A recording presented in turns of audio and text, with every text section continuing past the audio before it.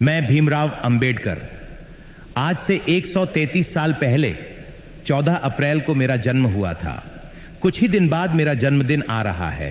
मैंने इस देश के लिए, यहाँ के दलित एवं पिछड़े समाज के लिए क्या किया, उसका मुझे जिक्र करने की जरूरत नहीं है।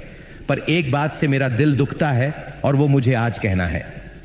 आपको ये वादा करना है कि आने वाले 14 अप्रैल से पहले जो मैं आपको कहूं उसका आप खुद पता करें।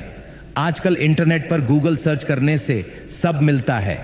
मेरे बारे में तो इंटरनेट भरा पड़ा है। बस आपको अपने मोबाइल फोन में गूगल सर्च करना है। मेरा जन्मदिन आने से पहले मैं जो आपको बता रहा हूं उसकी हकीकत का खुद पता लगाएं। पहली बात, जब पूरे देश के सब बड़े लोग कांग्रेस पार्टी में होना अभिमान की बात मानते थे, तब भी मैं कांग्रेस पार्टी में नहीं रहा। दूसरी बात, मुझे आजाद भारत का पहला कानून मंत्री कांग्रेस में ना होते हुए भी इसलिए बनाया गया क्योंकि वो मेरी काबिलियत थी, क्योंकि उस टाइम देश का संविधान और दूसरे बहुत से कानून बन रहे थे। तीसरी बात, कानून मंत्री रहते हुए मुझे कांग्रेस के प्रधानमंत्री नेहरू और बाकी कांग्रेस के सभी लोगों ने हमेशा बेइज्जत किया, और इतना ज्यादा बेइज्जत किया कि आखिर में मुझे 1951 में इस्तीफा देना पड़ा। इस्तीफा देते समय मैंने इस्तीफा लेटर में सब डिटेल में लिखा कि मुझे कैसे कैसे बेइज्जत किया गया। उस लेटर के महत्वपूर्ण बिंदु ये हैं। पहला, मुझे कभी भी कोई महत्वपूर्ण पद कैबिनेट में जानबूझकर नहीं दिया गया और हमेशा साइडलाइन करके बेइज्जत महसूस कराया गया। दूसरा, नेहरू को दलितों की संरक्षण की बिल्कुल चिंता नहीं थी, बल्कि उसको मुसलमानों के संरक्षण में ज्यादा रुचि थी। तीसरा, नेहरू ने देश की विदेश नीति की वॉट लगा रखी थी। एक भी देश भारत के साथ नहीं खड़ा था, और कश्मीर के मुद्दे पर तो उसने और ज्यादा हालत खराब कर दी थी। चौथा, हिंदू कोड कानून भारत में समाज सुधार का एक बहुत बड़ा हथियार था और यह मेरे दिल के बहुत करीब था। इसको नेहरू ने कभी पास नहीं होने दिया।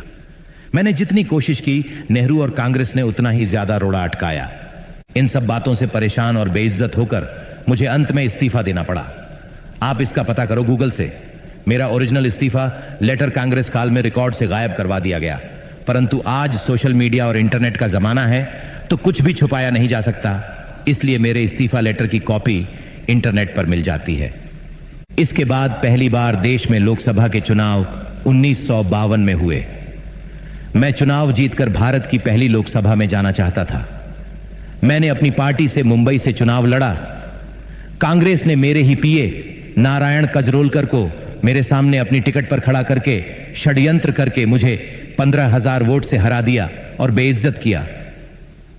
मैं भारत की पहली लोकसभा में नहीं जा सका। फिर दोबारा पहली लोकसभा में जाने का मौका 1954 में आया, जब महाराष्ट्र के भंडारा में उपचुनाव की घोषणा हुई। मैंने यह चुनाव लड़ा। यहां भी कांग्रेस ने मेरी ही बिरादरी के भाऊराव बोरकर को मेरे सामने खड़ा करके मुझे हराया और बेइज्जत किया। नेहरू और कांग्रेस ने मुझे देश की पहली लोकसभा में घुसने ही नहीं दिया, और दूसरी लोकसभा के चुनाव से पहले मैं देह छोड़ चुका था। यह बेइज्जती मेरी मृत्यु के साथ ही नहीं रुक गई, ये चलती रही। मृत्यु के बाद भी जब तक कांग्रेस सरकार रही, तब तक मुझे भारत रत्न नहीं मिला। नेहरू ने जिंदा रहते रहते खुद को ही 1955 में भारत रत्न दे दिया। उसकी बेटी इंदिरा, उसके दोहिते राजीव, सबको भारत रत्न दिया गया। यहां तक कि ईसाई धर्म का भारत में प्रचार करने वाली विदेशी मदर टेरेसा को भी भारत रत्न दे दिया गया। बहुत लोगों को भारत रत्न उनके जीवन काल में ही मिल जाता है, पर मुझे मेरी मृत्यु के 30 साल बाद जब वीपी सिंह की गैर कांग्रेसी सरकार आई, तब जाके इसके काबिल समझा। मुझे बड़ा दुख होता है जब मैं ये देखता हूं कि मेरा अपना समाज, जिसके लिए मैंने अपना सब कुछ कुर्बान कर दिया, वो उन लोगों का वोट बैंक बना हुआ है जिन्होंने ना केवल जिंदगी भर बल्कि मरने के बाद भी मुझे इतना बेइज्जत किया। आशा है कि यह जो कुछ मैंने कहा है, इसकी सच्चाई का आप लोग मेरे जन्मदिन 14 अप्रैल से पहले खुद पता लगा लेंगे और मुझे जन्मदिन का यह सच्चा तोहफा देंगे। भारत माता की जय।